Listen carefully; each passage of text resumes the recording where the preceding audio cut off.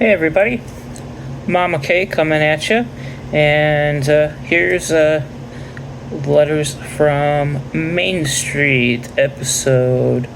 I guess this makes this the now episode 2, because the first one was just an intro, and I realized that I hadn't done anything else since then. So here we are with another episode, and I just have a couple of things to talk about today. First one is something that's really very important. I have been going through, I have to move, and I've been going through a lot of things, and a couple of tubs that I have are what I'm calling time travel tubs, because they've got things in them from like the 80s.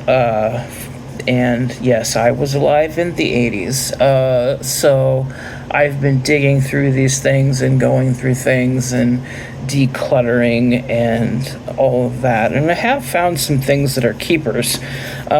But one thing in particular that I found that I know that I found amusing, as well as my siblings found amusing, was the picture of Chef Brockett from Mr. Rogers' Neighborhood. You know, the baker who always bakes things, and he's always shh. You know, when he's baking something, he's got a nice cake in his hand, and he's, you know, always shh. Anyway, I found a drawing that I did of him. This is probably in the early 90s, I'm gonna guess. It could have been earlier than that, but I'm gonna guess early 90s. Just based on some of the other creations that were in front of and around that drawing. So I'm gonna share that with you right here, and I will edit that in, and there it is. So, Chef Brockett, you're welcome. Now you won't get that out of your head, the thing out of your head, or maybe this will give you nightmares. I'm not sure which one. Anyway, so the second thing I wanted to talk about is related to the move, and moving itself is absolutely horrible. I don't care if you have movers. I don't care if you have friends doing it. I don't care if you've got like one carload of things and you're doing it all yourself. It's just a horrible, awful, stressful thing. And as somebody who's disabled, especially, this is a particularly challenging activity, finding another place to live, because I can't just look through and, you know, drive by places and go, oh, that house looks really neat and it's for rent. I really have to focus on things that are accessible and that are actually accessible, not just saying that they're accessible. Like, I found a couple that where the apartment itself allegedly was accessible, at least from the pictures. It looked like it, and it said, you know, flat entryway, everything. But I went to the pictures of the exterior of the building, and there were steps. So I guess you can go in and out of your apartment, but you just can't leave the building unless you're able to go down steps. And I mean, my scooter can do a lot of things, but I'm not sure the steps is one of them. And the incline on this particular place, that was the grassy area outside of the apartment, pretty sure it wouldn't be able to navigate that either. So that has definitely been a challenge. My chair is sliding. Anyway, so let's talk about accessible housing, affordable housing. I have found that in addition to moving being horrible, finding affordable housing is absolutely horrible. Here you have somebody like me, for example, who is, you know, practically at rock bottom in their lives for whatever reason. And, you know, mine is because of disability, not being able to work because of that. And whatever reason that somebody has gotten to that point, it's stressful. So you go to various websites that tell you, one thing or another about, resources for you to go to, which, is great. 211 is helpful because it does have a lot of lists of things, of places to go. Affordable housing, there are a couple websites out there, and I know one is the HUD resources website, and that lists, you punch in a city and it pops up all of the housing and housing resources that are, obviously within their purview for that area. So let's say that I punch in Cedar Rapids, Iowa, and it'll pop up the different types of housings that are available, whether it's public housing or if it's the low income tax credit buildings, or they do also have some USDA funded housing on their site as well. You can download the whole thing onto a spreadsheet if you're like a nerd like me and likes to have lists and everything. But the thing that it doesn't have is it shows the number of different types of units. So whether it's a studio, 1 bedrooms, 2 bedrooms. So if it's a bigger building and it's got 60 1-bedroom apartments, it'll show that there, but it won't show if there's a wait list or not, and if there are openings at that place. So here you now have one place where you can go to get the information you need, but it doesn't give you the complete information. So now we have to go and find another place to look to find more information. So we got to go to either another website like apartmentfinder.com or apartments.com or Zillow, or look at here's my star who likes to show up in videos every time I'm making videos. She likes to help. So where was I? So you can go onto these other places and try to find information from there. And then if you're lucky, you can go directly to that housing, building, whatever management company's website, and that there will be, here she is. There will be actual information, like their floor plans, if stuff is available, what the rent amount is. A lot of the sites will have, great pictures, but they won't have any information on their sites. Some of the information will be there on some of the websites, but it'll say, call for rent or call for availability. So you still have to do yet another step. So we've got the list. Now we've gone to, say, a website. So whether that's like apartmentfinder.com or Zillow or whatever, the property management website.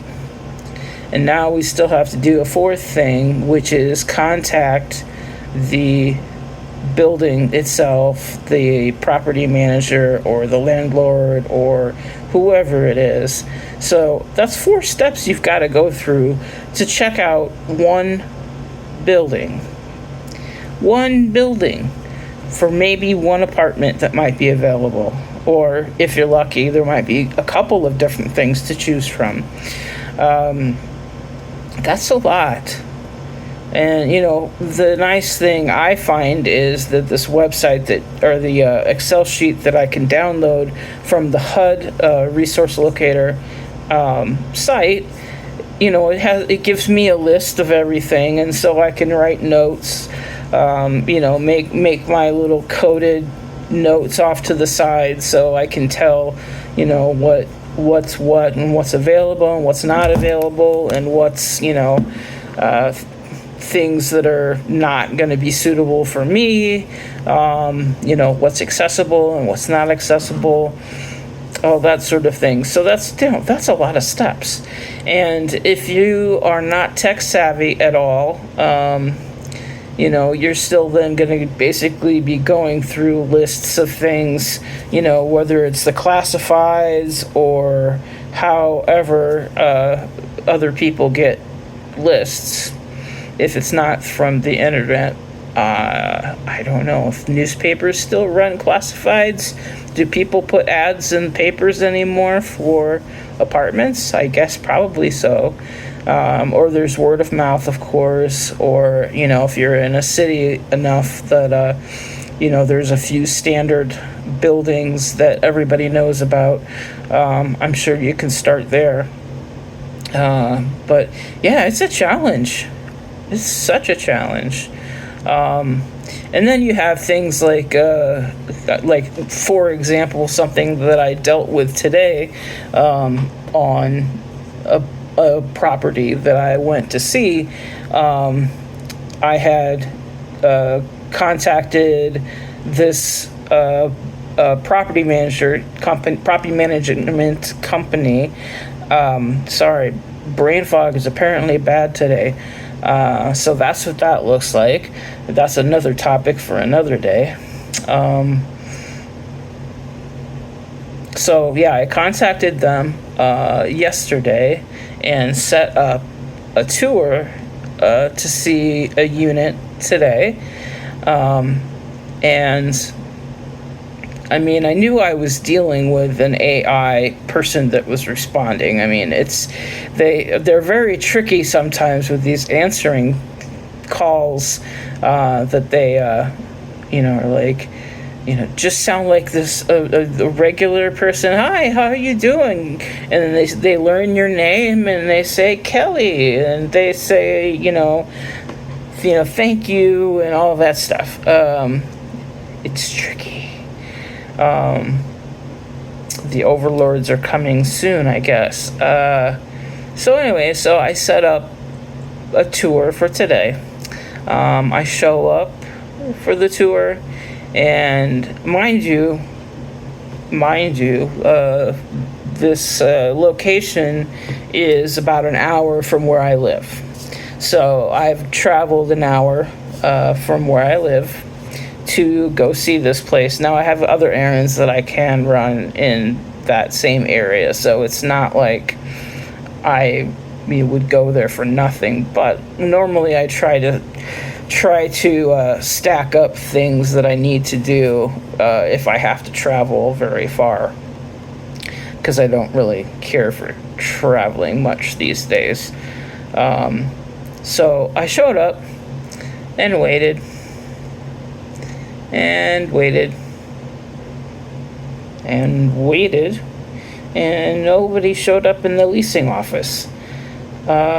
Fortunately, there was actually a property manager from another building that the company that runs both buildings, he works for another property. He showed up because he had something that he needed to do in the office there. And so we got to talking, and I, asked, he told me about his building, so I was able to ask an actual human questions about, their property. So I might actually be going and seeing that property as well. I'm not sure when, but probably next week sometime, hopefully. Anyway, so that's the kind of day I've had. And that's where we are with affordable housing. Now, you might be able to, if you're fortunate enough, go through and pretty much do everything without, actually seeing a property and going through an application and finalizing everything and all that really without seeing the property until you're ready to sign a lease. But it's still pretty complicated. I mean, it's a long process. Yeah, and it shouldn't have to be that hard. I don't know what we can do to fix that. Because adding another website to that list of things already, I mean, places, websites like the Apartment Finder and Apartments.com, I thought that's the kind of stuff that they, sort of gathered. But they don't always have the accurate information. Some reason their websites are not always up to date.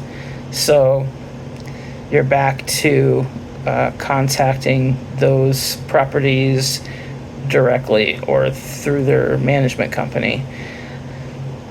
So that's a lot. So I see I'm already over 15 minutes of yapping about affordable housing. So I'll say just one last thing about it is that there definitely is a huge need. I don't care what size of a city, town, blip on the map that you live. There is a huge need for affordable housing. There's just not enough. I can't even begin to tell you how long my list is of places that I'm looking at, and how many of those places have wait lists because they're already full. And I don't know how long the wait lists are, but they're long. And that doesn't even include things like Section 8, where you try to get the voucher from the city or the county. And those wait lists are also long. And the last I knew, funds have been frozen on a lot, if not all, of the Section 8 vouchers for unknown amount of time. Yeah, I could probably go on more commentary about that, but I'm not going to. So, with that, wish me luck in my housing adventures. I'll call them adventures, and hope that. All right, I did something. I punched a button. I think I hit my earbud and stopped the recording or something. But all I was just going to say was that I could go on a tangent about the funding and whatnot, but I'm not going to do that right now. So with that, I'll just say I'll see you later. I'll see you next time. Thank you for watching. Don't forget to subscribe. And if you want me to rant about something else, a different topic, a topic of your choice, make sure that you leave a comment or send an email. Excuse me, I've got the email for Letters from Main Street on my channel. So make sure you do that, and we'll reach out and we'll grab those, and I will rant about your chosen topic. So please send me ideas. Otherwise, I'm going to keep picking things out of random, out of the air, and whatever's on my mind lately, and I'm just going to talk about that. So thanks for watching, and have a great day.